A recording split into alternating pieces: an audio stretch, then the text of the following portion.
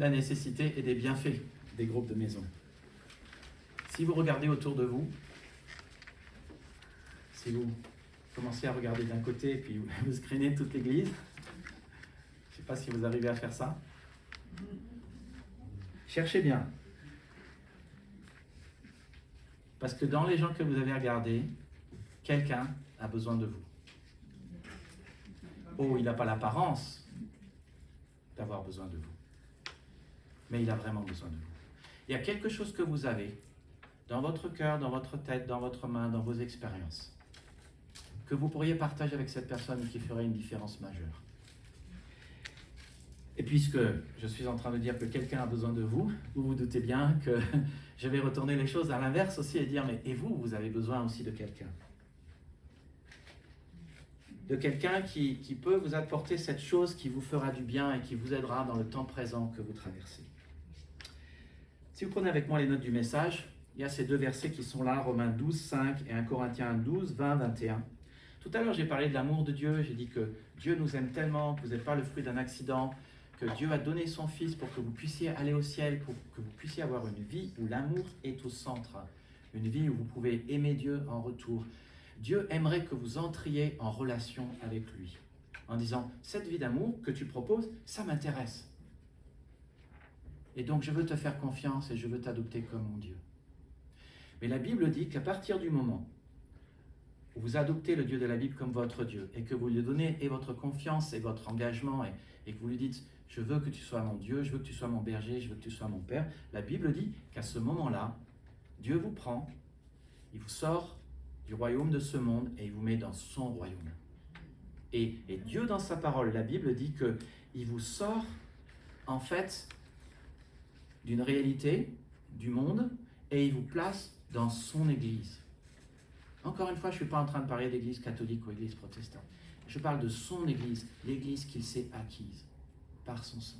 Et c'est de ça dont il est question dans Romains 12, 5, quand il est dit « Nous qui sommes plusieurs, nous formons un seul corps en Christ ». Le corps de Christ, c'est l'Église. Et nous sommes tous membres les uns des autres.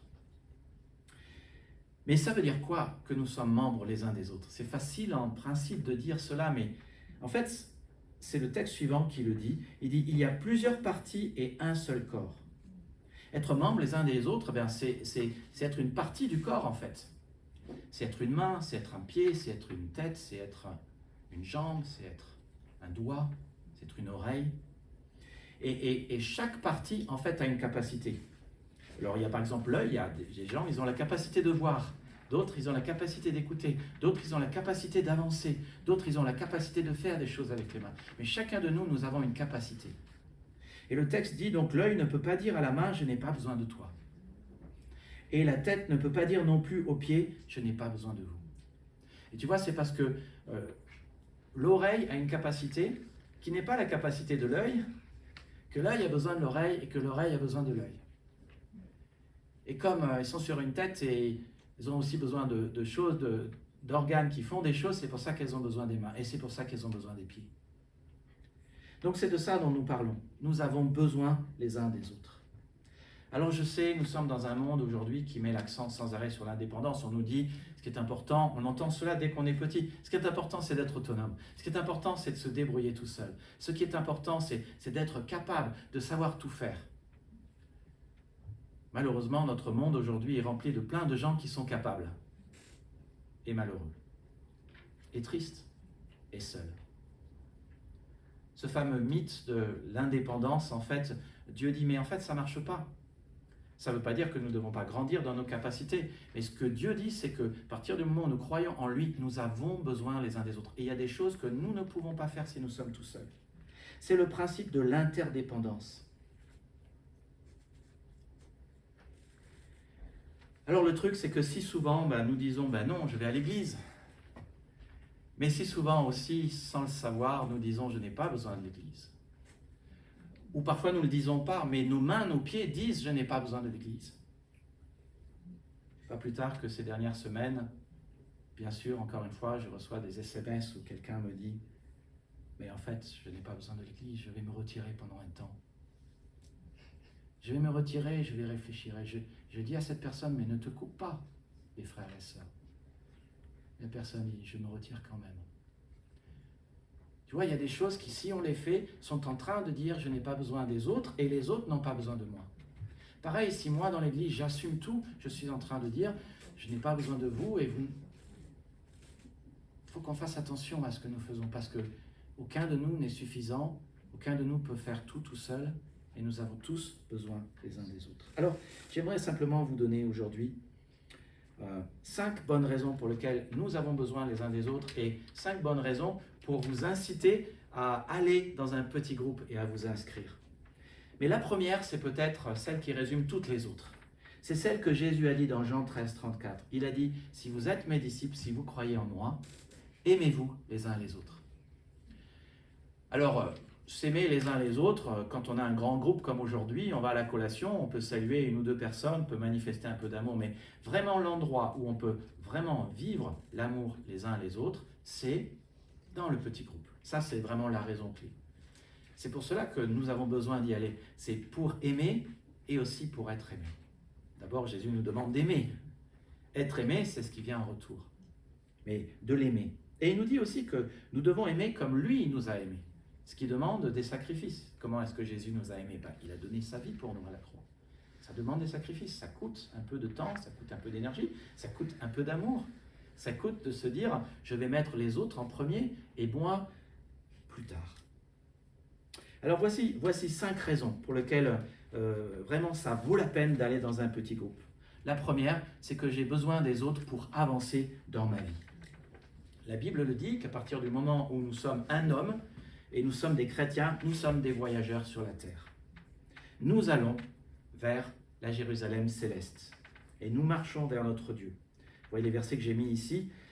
Pierre dit, bien-aimés, je vous exhorte comme étrangers et voyageurs sur la terre à vous abstenir des convoitises charnelles qui font la guerre. Vous voyez, nous sommes des voyageurs. Nous lisons que Abraham attendait la cité qui a de solides fondations, la Jérusalem céleste, celle dont Dieu est l'architecte et le constructeur. Et nous lisons ensuite, c'est dans la foi que tous ces hommes n'ont pas reçu les biens que Dieu avait promis, mais ils les ont vus et salués de loin. Ils ont ouvertement reconnu qu'ils étaient des étrangers et des exilés sur la terre, des voyageurs, des gens de passage, des gens qui ne sont là que pour un temps. Ceux qui parlent ainsi montrent clairement qu'ils recherchaient une patrie. En réalité, ils désiraient une patrie meilleure, c'est-à-dire la patrie céleste. Donc la Bible nous dit vers quoi nous marchons. Nous marchons vers la Jérusalem céleste, comme Hébreu le dit. Et Apocalypse nous raconte que dans la Jérusalem céleste, il n'y aura que de la sainteté. Les imparfaits ne rentrent pas. C'est pour ça qu'on a besoin d'être justifié, d'être pardonné par le salut et par la croix en Jésus-Christ. Donc nous marchons vers la Jérusalem céleste, mais Dieu veut que nous marchions aussi vers la sainteté. Il veut que nous devenions meilleurs, parce qu'il veut le meilleur pour nous. Et puis Dieu nous montre que nous avons besoin des autres pour marcher. Quand en Colossiens chapitre 2 verset 6, il dit « marchez en lui ». Il s'adresse à toute l'Église, il dit « marchez en lui ». Il ne dit pas que chacun de vous marche en lui, mais il le dit au pluriel, parce que nous sommes faits pour marcher ensemble. Il n'est pas bon que l'homme soit seul, dit Dieu à Adam. Et Salomon rajoutera que la corde à 3 brins ne se rend pas facilement. David avait une équipe autour de lui, Moïse avait une équipe autour de lui, Salomon avait une équipe autour de lui, Paul avait une équipe autour de lui, Jésus avait une équipe autour de lui, et chacun de nous a besoin d'une équipe autour de lui. Vivre ensemble et les petits groupes, c'est vraiment la réponse de Dieu à la solitude. Quand on est seul, en général, on ne se sent pas bien. Alors je sais qu'on a ce réflexe quand Priscille s'est cassé les 2 chevilles, notre premier réflexe c'est de se dire « Oh, je ne sais pas si je vais être à l'église dimanche prochain ». On a toujours temps tout de suite à se retirer à la maison. Et je me souviens toujours de Jérôme qui est passé samedi avant, qui a dit « Demain, vous êtes là ?» Je dis « Oh, je ne sais pas ». Il dit « Venez quand même ». Et on était tellement contents de venir. Oh, ça a été aussi des pleurs. C'était pas facile pour Priscille d'être dans la chaise roulante, à un niveau plus bas. Mais ça nous a réconfortés de voir votre amour. Et c'est ça, le Seigneur ne veut pas que nous soyons seuls parce que la solitude a des effets, et des mauvais effets. Et ça fait qu'après qu'on n'est pas bien. Je sais que souvent on s'isole, on se retire, je sais qu'il y a la fatigue, je sais qu'il y a la suroccupation, je sais qu'il y a parfois le manque d'envie. Et je sais que parfois on dit, je ne vois pas pourquoi j'irai à l'église, Mais après, souvent, et là je vous parle d'expérience pastorale, combien de fois j'ai entendu quelqu'un qui me disait « je ne vais pas aller à l'église parce que je suis malade ». Et après, la personne se plaignait de ce que personne ne l'a visité. Mais les choses sont liées. C'est bien de toujours rester connecté. Nous sommes faits pour être connectés. Si nous demeurons en Jésus, si Jésus, et c'est le cas, et la cep, le cep, et nous sommes les sarments, nous sommes faits pour être connectés à Jésus. Et si nous sommes connectés à Jésus, nous sommes connectés les uns aux autres. Donc tu as besoin des autres pour avancer, et puis tu as besoin des autres pour œuvrer. Pour travailler avec toi. J'ai besoin des autres pour travailler avec moi. Jésus lui-même dit que nous devrions, en tant que chrétiens, ne pas être inactifs. Il dit que votre lumière luise ainsi devant les hommes, afin qu'ils voient vos bonnes œuvres, votre bon travail, qui glorifie votre Père qui est dans les cieux. Quand moi j'ai fait les scouts chez les catholiques, et j'aimais bien chez les catholiques, on parlait des BA, les bonnes actions. Il faut faire des bonnes actions pour le Seigneur. C'est ce que le Seigneur nous demande de faire. Tous ceux qui suivent Jésus-Christ suivent son chemin. Il faisait plein de BA. Et nous, si nous suivons Jésus-Christ, nous devons faire des BA. Non pas pour amasser du mérite, mais parce que nous imitons celui qui est notre modèle, Jésus. Ainsi, mes frères bien-aimés, soyez fermes, inébranlables, travaillant de mieux en mieux à l'œuvre du Seigneur, sachant que votre travail ne sera pas vain dans le Seigneur. Que ce soit dans l'Église ou dans notre société, Dieu n'a jamais voulu que nous soyons des spectateurs et des consommateurs. Jamais. Il ne veut pas que nous consommions sans rien produire. Il veut que tu aies ta contribution dans la vie des autres, que tu construises ce monde et aussi que tu construises son Église. Une Église qui lui ressemble, mais une Église qui peut te ressembler parce que c'est aussi toi qui l'as construit. Et quand tu l'as construit, tu le fais selon ton caractère, et selon ce que tu crois et ce que tu es et ce que tu vis. Tu es co-ouvrier avec Dieu. Alors, je ne sais pas si vous vous souvenez, nous avons lu ensemble Matthieu 7, j'ai prêché récemment dessus, ce texte qui, quand on est religieux, peut paraître un peu bouleversant parce que Jésus dit, mais vous savez, ce n'est pas ceux qui me disent Seigneur, Seigneur qui entreront dans le royaume de Dieu. Ah bon? Non. Non, ce sont ceux seulement qui font la volonté de mon Père. Font, faire, agir, œuvrer, faire quelque chose, produire, construire. Ceux qui font la volonté de mon Père. Et Jésus dit, il y aura des gens qui se lèveront, qui diront, mais n'avons-nous pas prophétisé en ton nom? N'avons-nous pas fait des miracles? N'avons-nous pas chassé des démons? C'est-à-dire que faire ne suffit pas. Il faut aussi faire. Mais faire ne suffit pas. Jésus dit, je ne vous ai jamais connu. Retirez-vous de moi, vous qui commettez l'iniquité. Faire, c'est indispensable, mais ça ne suffit pas. Et Jésus dit, ce qui suffit, il faut être connu de Jésus. Donc il faut avoir une relation personnelle avec Jésus. Il faut se réconcilier avec lui. Et donc c'est une question de relation. Et qui dit relation, dit question de confiance et d'amour. Mais dans Matthieu chapitre 7, je vous ai donné le message la dernière fois, je me suis dit, flûte, je vais oublier de dire cela. Vous savez, Jésus commence le chapitre en disant, ne jugez pas, parce que vous serez jugés de la mesure dont vous jugez les autres. Et puis après, il dit, n'enlevez pas la paille qui est dans l'œil de votre frère. Arrêtez de voir la paille qui est dans l'œil de votre frère. Enlevez d'abord la poutre qui est dans votre œil, et après vous pourrez aider l'autre. Mais commencez par vous. Et puis Jésus dit, prenez garde aux faux prophètes. Et comment on reconnaît les faux prophètes? Par les fruits qu'ils portent. Est-ce qu'ils portent des bons fruits? Non. Alors c'est un faux prophète. Et comment on juge les fruits? Par ce qu'ils font et leur relation avec Jésus. L'impact qu'ils laissent. Est-ce que c'est un bon impact ou est-ce que c'est un mauvais impact? Et Jésus continue. Et demandez et vous recevrez. Frappez et l'on vous ouvrira. Cherchez et vous trouverez. Et une chose qui est frappante, c'est que Jésus donne en fait des commandements. Il dit, ne jugez pas. Ne regardez pas la paille dans l'œil du feu. Gardez-vous des faux prophètes. Demandez. Ce qui est frappant, c'est que Jésus nous dit, mais c'est à vous qu'appartient l'action. Voici les commandements que je vous donne. Qu'allez-vous faire? On ne peut pas être chrétien sans être intentionnel. C'est à chacun de se dire, je ne vais pas juger. C'est à chacun de se dire, je vais commencer par moi-même avant de commencer par l'autre. C'est à chacun de se dire, avant d'écouter quelqu'un, je vais examiner ses fruits. C'est à chacun de dire, oui, je veux des miracles. et de la victoire dans ma prière. Je veux que ma vie de famille change. J'aimerais bien que mon mari change avec moi. J'aimerais bien qu'il y ait de l'amour dans notre couple. Et c'est pour ça que je serai à la réunion de prière. Tu dois choisir d'être intentionnel. C'est toi qui choisis. C'est une chose indispensable. Ce n'est pas la seule condition. Il faut connaître Jésus, avoir une relation de confiance et d'amour. Et aussi rejeter le péché, rejeter l'iniquité. Donc dans les petits groupes, eh bien, on œuvre ensemble. Et une des choses qui nous permet d'œuvrer ensemble, c'est de découvrir ce à quoi vous êtes bon. Nous appelons ça la forme. Nous appelons ça votre force spirituelle, vos orientations de cœur. Et dans le petit groupe, tu peux vraiment mettre au service des autres le don que tu as. Et ce qui est bien avec le petit groupe, c'est tu as peut-être le don de prédication, super. Alors essaye sur le petit groupe. Et puis comme ça, tu vas te rendre compte. Et puis surtout, ne te décourage pas. Reprends une deuxième fois, une troisième fois, une quatrième fois. Alors tu ne fais pas au début un long speech, tu fais 5 minutes, tu fais 20 minutes. Et puis tu as le don de service, sois là au service des autres. Quel que soit ton don, mets-le en pratique. Et après, demande aux autres comment ça a été. C'est ça qui est intéressant. Le petit groupe, c'est l'endroit sécurisé et sécurisant pour mettre en pratique ces dons. Et puis, c'est aussi l'endroit qui est la réponse à la fatigue. Désolé sur les PowerPoint. Les petits groupes sont le remède de Dieu à la fatigue. Il vaut mieux être deux que tout seul, parce qu'à deux, on retire un bon profit du travail. Tu connais sans doute Néhémie, qui a voulu reconstruire Jérusalem. Reconstruire Jérusalem, c'était une tâche gigantesque. Il y avait beaucoup à faire.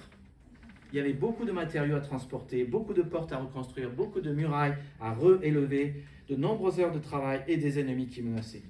S'il s'y était mis tout seul, il se serait épuisé. Mais il a recruté des groupes, des petits groupes et des familles. Si un petit groupe, une famille s'y était mis tout seul, là encore, le petit groupe serait mort de fatigue. Mais tout le monde s'y est mis et tous les petits groupes se sont mis à travailler ensemble. Mais c'est l'idée que si chacun vient avec ses compétences, alors le travail se fait. Je n'ai pas toutes les compétences et tu n'as pas toutes les compétences. C'est pourquoi moi j'ai besoin de vous, vous avez besoin de moi et nous avons besoin les uns des autres dans les petits groupes. C'est dans les petits groupes que nous pouvons nous compléter. Si chacun essaye de faire tout seul, il va s'épuiser. Dans les petits groupes, alternez l'animation. Un coup c'est Eric, un coup c'est quelqu'un d'autre. Un coup c'est Priscille, un coup c'est Esaïe. Alternez. C'est ça l'idée. Donc tu as besoin des autres pour travailler avec toi. Tu as besoin des autres pour marcher et avancer dans la vie chrétienne. Et puis tu as besoin des autres afin de veiller sur toi. Veiller sur moi. Et oui, il y a plein de textes bibliques qui nous parlent de veiller sur l'autre. Un texte biblique qui dit, 1 Thessaloniciens 5,14, avertissez le paresseux. Waouh, vous avez déjà fait ça? Vous savez ce que la Bible dit? À des moments, c'est choquant. Hein, la Bible dit, si quelqu'un ne travaille pas, qu'il ne mange pas. Ouf! Ah ben dis donc, ça défrise. Hein. Encouragez les craintifs. Venez en aide aux faibles. Soyez patients envers tous. Mais tu vois, c'est l'idée de faire attention aux situations des uns et des autres et aussi aux émotions des uns et des autres. Si quelqu'un est craintif, on y va pour l'aider dans sa crainte. Si quelqu'un est paresseux, on lui dit « Écoute, fais attention parce que tu vas avoir un poil qui va pousser dans la main si ça continue. » On ne le dit pas comme ça, mais c'est ça l'idée. D'après ces versets, chacun de nous avons besoin des autres pour être ramenés dans le droit chemin. Si quelqu'un vient être pris en faute, vous qui avez l'Esprit de Dieu, ramenez-le dans le droit chemin. Pourquoi est-ce que nous avons besoin d'être ramenés dans le droit chemin? Parce que tout simplement, nous avons une tendance innée à dévier de la trajectoire.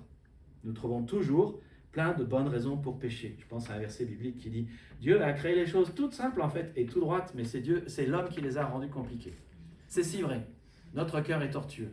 Combien de fois, je peux vous dire, j'ai été aussi moniteur de colonies de vacances, j'ai eu aussi des enfants, combien de fois j'ai dit aux enfants, alors vous voyez, on est ici, on est en balade, et on va ici. Il n'y a qu'un chemin pour aller de ce point-là à ce point-là, d'accord?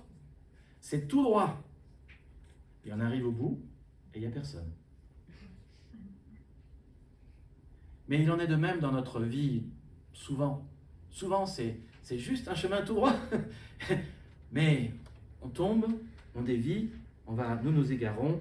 Jésus en parle dans Luc 15, il parle de la 100e brebis qui s'égare, il parle du 10e drachme qui a été perdu, et il part à la recherche de cela, mais les choses sont censées être droites, mais nous tombons, c'est la réalité. Aucun de nous n'est faillible. Et chacun peut s'écarter soit du droit chemin, soit du troupeau. Et souvent, l'un va avec l'autre. Et chacun a le droit d'être prévenu avec amour et avec douceur, et d'être encouragé à revenir. Et d'être aussi respecté dans sa dignité.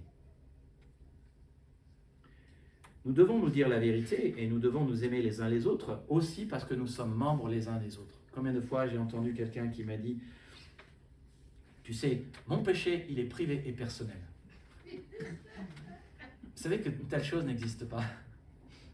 Jésus a dit la chose que tu dis à messe basse, il n'y a pas dit messe, mais à voix basse, dans ta chambre, sera répétée sur les toits.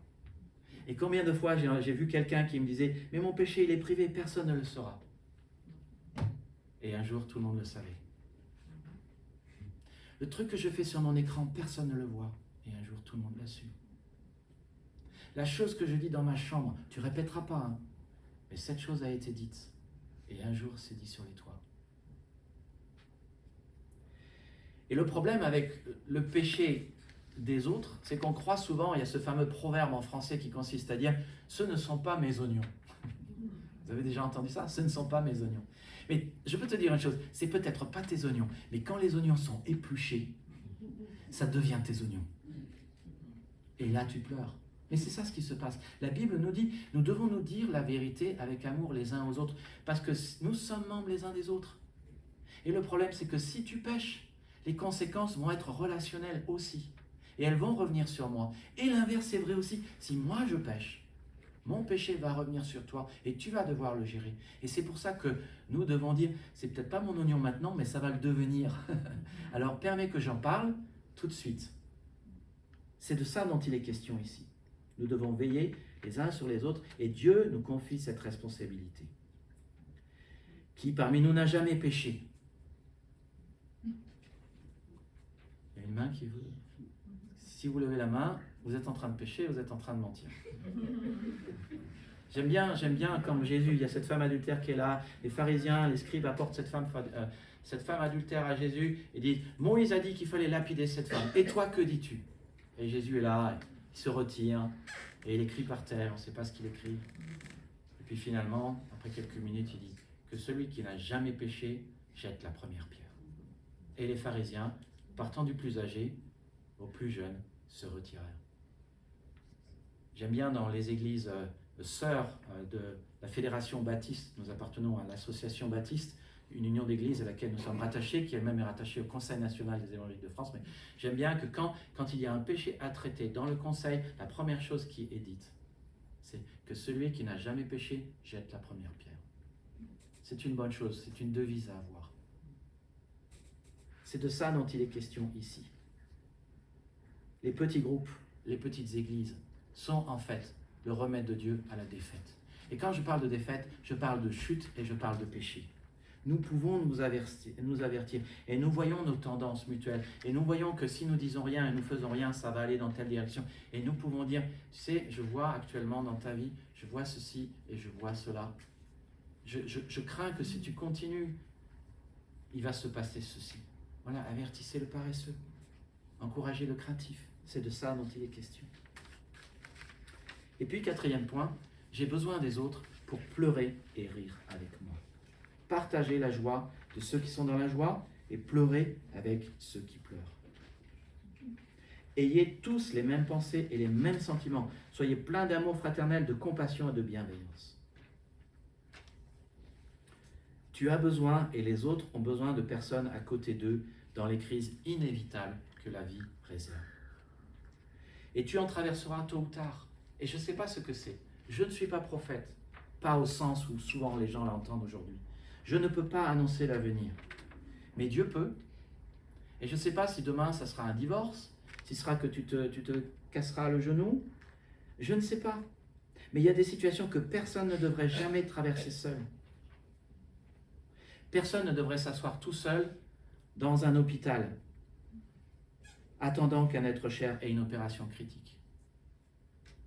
Je pense à une sœur de l'église, pendant qu'on était aux USA il y a 2 ans, qui n'allait pas bien, qui était aux urgences et qui a dû attendre plus de 24 heures sans boire, sans manger, pour qu'on s'occupe d'elle, et qui est assise parmi nous. Une telle chose ne devrait jamais arriver. Et je ne dis pas ça pour critiquer les urgences, je dis ça parce que nous, en tant que frères et sœurs, nous devrions mettre des actions pratiques pour être là avec ces personnes, avec cette sœur. Personne ne devrait vivre un deuil seul, sans la visite, sans coup de téléphone, sans veillée mortuaire selon les cultures. Personne ne devrait vivre une fausse couche sans avoir la visite d'un être cher, d'une personne affectueuse et spirituelle. Et personne ne devrait passer sa nuit de deuil seul. Je suis sûr que j'ai plein d'amen.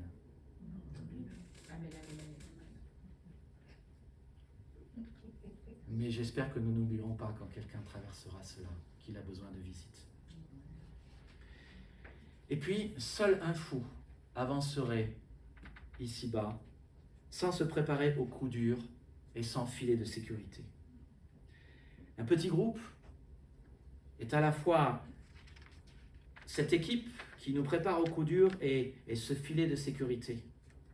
Comment mettre le filet de sécurité en place? En allant déjà dans un petit groupe et en s'inscrivant. Et en se disant, je sais qu'un jour ces choses vont m'arriver. Et alors que vous tissez des relations avec les autres membres du petit groupe, ce petit groupe devient votre filet de sécurité, comme vous devenez le filet de sécurité de l'autre. Alors, dans quel groupe t'es-tu déjà inscrit? Quand tu seras fatigué, ils te porteront et prieront pour toi. Quand tu auras besoin d'aide, ils te téléphoneront, te visiteront. Quand tu auras besoin d'encouragement, ils te le donneront. Quand tu auras besoin d'eux demain, ils seront là. Mais il faut aussi retourner les choses. Quand eux en auront besoin, si tu es là et que tu sèmes cette graine, ça reviendra sur toi et ils seront là. Quand quelqu'un sera découragé et que tu vas le visiter, quand toi tu seras découragé, il viendra te visiter. Quand toi tu es impotent et tu ne peux plus marcher, ou si tu as fait le bien, probablement quelqu'un viendra te visiter. Ils ont besoin de toi et tu as besoin d'eux et ils sont ton filet de sécurité. Je ne pourrais pas vivre sans mon groupe de maison. Je ne pourrais pas. Nous sommes à des stades différents de vie, nous sommes de toute culture. Mais qu'est-ce qu'on a rigolé? Et qu'est-ce qu'on rigole toujours? Et qu'est-ce que ça devient authentique et vrai? Et rien ne sort. Mais à chaque fois, on se regarde dans les yeux et on dit « Ah, Isaïe, il est trop cool. Et Léonore est trop cool. Et Georges, il est trop cool. » Et on avance ensemble. Et parce qu'on se dit tout, on se connaît. Et on ne se connaît pas encore par cœur, mais de plus en plus par cœur. C'est de ça dont on parle ici. Les groupes de maison, en fait, sont la réponse de Dieu au désespoir. Quand vous êtes seul, quand vous êtes triste, et surtout quand vous ne voyez pas quelle est l'issue. Et qu'on prie pour vous, et qu'il réponde à vos besoins, ça vous aide. Vous avez une mauvaise nouvelle, vous partagez cette mauvaise nouvelle. Et quand vous la partagez, la mauvaise nouvelle est divisée par 2. Si pas par 3, par 4, par 5. Et quand vous avez une bonne nouvelle et que vous partagez votre bonne nouvelle, cette bonne nouvelle est multipliée par le nombre de gens qui sont là. Si quelqu'un pleure, la plupart des gens ne savent pas quoi faire, mais prends-le comme étant le signal envoyé par Dieu pour dire on arrête tout. C'est pas grave le programme, ce qui compte c'est les gens. Et on va prier pour la personne qui pleure. Et que faire si quelqu'un rit? Eh bien pourquoi ne pas tout arrêter et dire on va louer le Seigneur? Parce que voilà une bonne nouvelle. C'est de ça dont on parle. Et puis enfin, j'ai besoin des petits groupes pour témoigner. J'ai besoin des petits groupes pour témoigner. Jésus le dit, allez. Et il le dit au pluriel. Faites de toutes les nations des disciples. C'est un verset qu'on connaît par cœur, mais c'est d'abord une responsabilité collective. Jésus a dit, allez, nous devons aller ensemble. L'évangélisation, ce n'est pas le travail d'Éric, qui est le chef d'équipe. Non, c'est le travail de l'équipe. Et quelle est la meilleure façon de témoigner aux personnes qui ne connaissent pas Dieu, de parler de l'amour de Jésus? Quelle est la meilleure façon? 3 choses simples. La première, en nous aimant les uns les autres. Dans Jean 13, 35, Jésus a dit « Aimez-vous les uns les autres, à ceci tous que vous connaîtront que vous êtes mes disciples. » La marque d'un chrétien ou la marque d'un pasteur, vous m'avez déjà vu prêcher une fois avec le t-shirt Jésus, avec l'appel, je reçois l'appel, je refuse l'appel, je laisse un message, je dis je peux te rappeler plus tard. J'ai aussi prêché en short. Et comme je dirais, l'habit ne fait pas le moine. Hein? Mais c'est la même chose avec les chrétiens.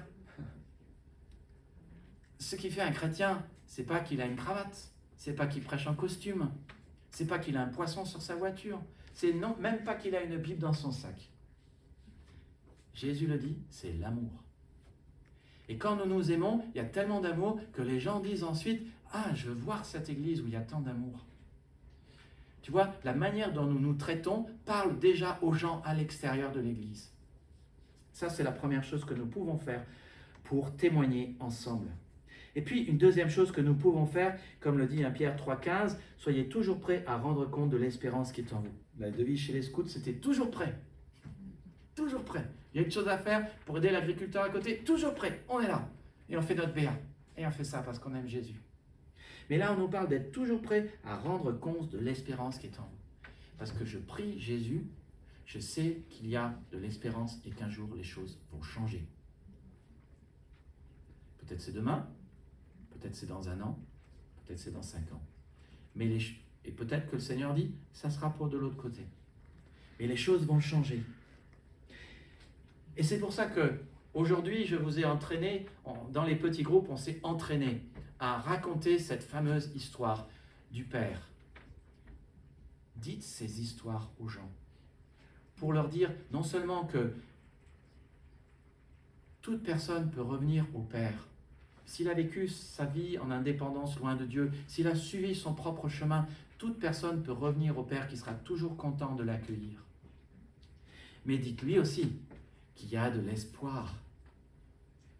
Et que s'il est au fond du trou, s'il vit des choses difficiles, s'il aimerait que les choses soient différentes, il y a de l'espoir. Parce que le Père scrute l'horizon, il attend que son enfant, sa fille, revienne à la maison.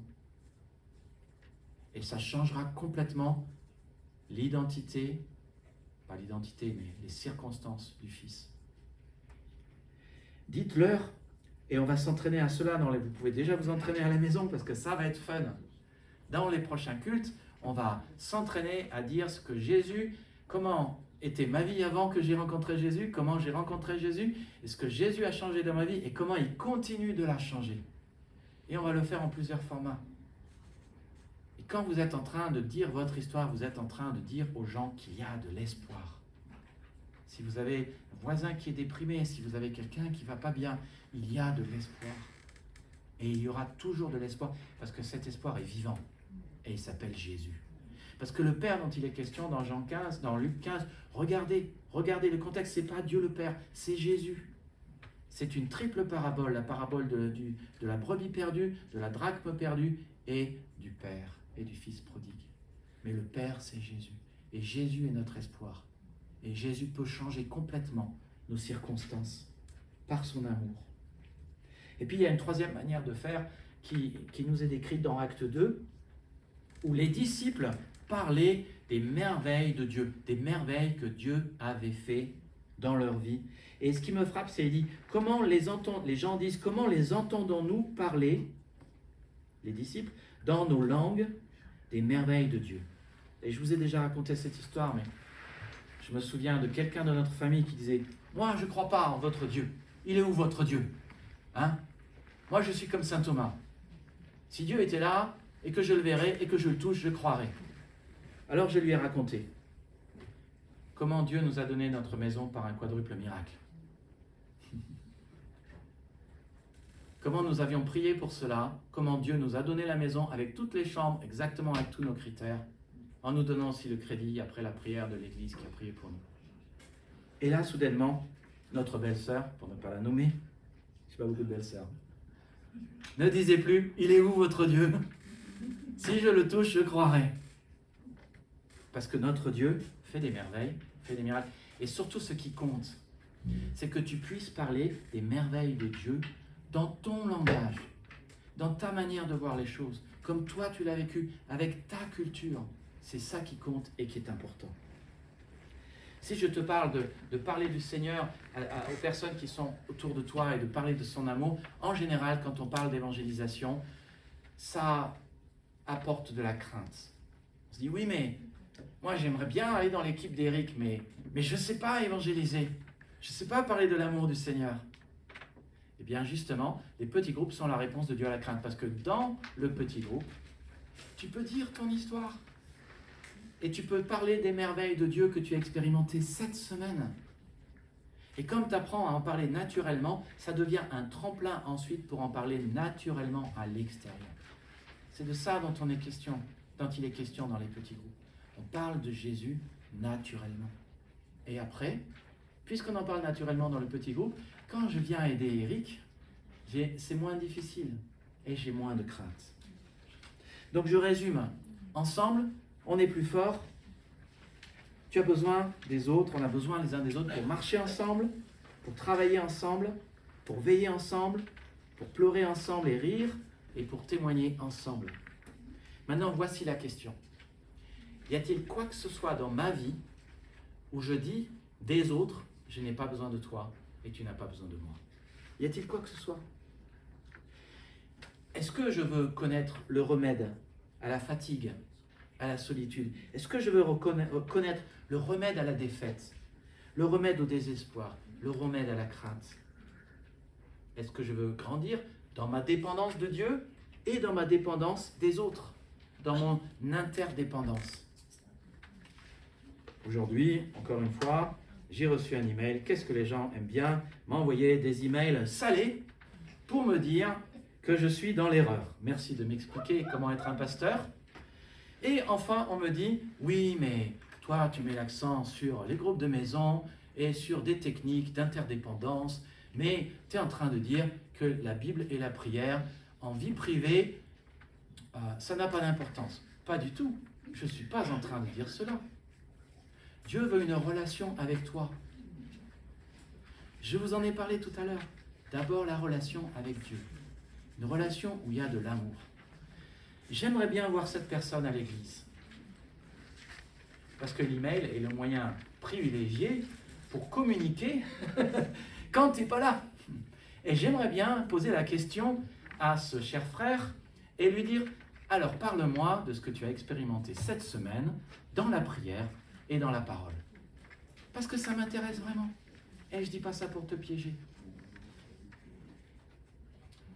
Nous avons un fils qui va se marier, qu'on appelle aussi Johnny. Mais avec un N, pas deux N. Deux N? Ah bon?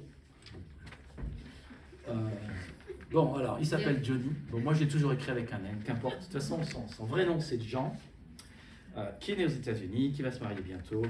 Et on était là, et il va essayer un restaurant. Il a fallu tester le restaurant. Alors, on est allé tester le restaurant. Et au milieu de la salle, de la véranda de ce restaurant, se trouve un groupe de travailleurs qui est en train de critiquer l'ouverture des JO. Vous vous rendez compte? Quelle infamie! C'est le cheval de l'Apocalypse, c'est le cheval de la mort. Et alors, ces gens qui étaient sur le pont, mais quelle infamie de parler de la scène. Moi, je les vois, je dis, bon, moi, je n'ai pas vu la scène, pourtant, je suis pasteur. Donc, une conversation s'installe. Et je dis, mais vous avez déjà ouvert l'Apocalypse? Vous avez déjà lu le cheval de la mort, ce que c'est? Ah non? Mais comment pouvez-vous être certain? Ah ouais, non, mais quand même, moi, je ressens que... Oui, mais ce que vous ressentez n'est pas basé sur le texte. Tu vois? Et les personnes étaient là, ouais, mais ce qui s'est passé sur le pont, c'est vraiment une parodie de la scène. J'ai dit, vraiment, c'est une parodie de la scène? Ah ouais, regardez d'ailleurs, notre ami, là, je ne sais plus comment il s'appelle, celui qui a peint, qui a fait ce joli tableau, ils étaient 12, et c'est comme ça que la scène s'est passée. Vous avez remarqué que Léonard de Vinci, quand il a dépeint la scène, ils étaient tous d'un même côté de la table. Pourquoi? Oh, c'est pas la scène de la Bible, ils étaient par terre. Ils étaient couchés les uns autour de la table, qui était au centre là, et ils prenaient la scène ensemble.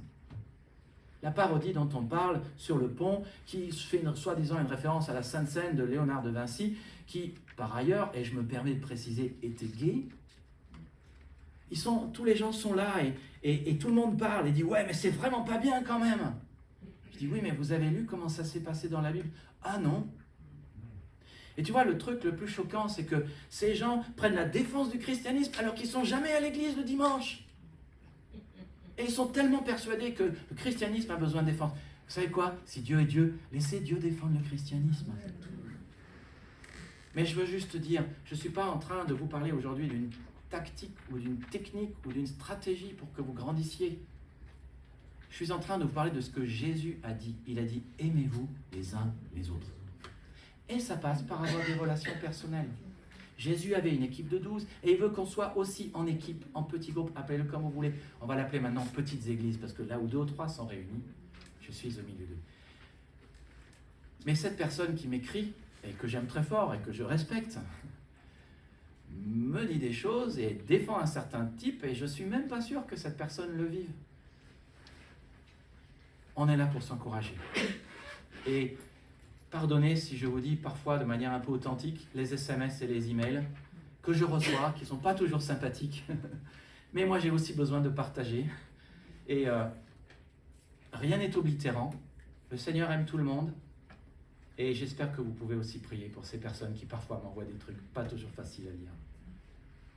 Prions ensemble. Seigneur, te remercions parce que tu nous dis dans ta parole que tu veux que nous nous aimions les uns les autres. Tu nous aimes, la croix est la preuve de ton amour. Tu as donné ta vie, la vie, pour que nous ayons la vie éternelle et la vie abondante et que nous allions au ciel, que nous faisions partie de ta famille et de ton royaume. Seigneur Jésus, tu es ressuscité. Et c'est la preuve que tu es le Messie qui avait été prophétisé à David, qui construirait, qui bâtirait le royaume de Dieu, le royaume de David.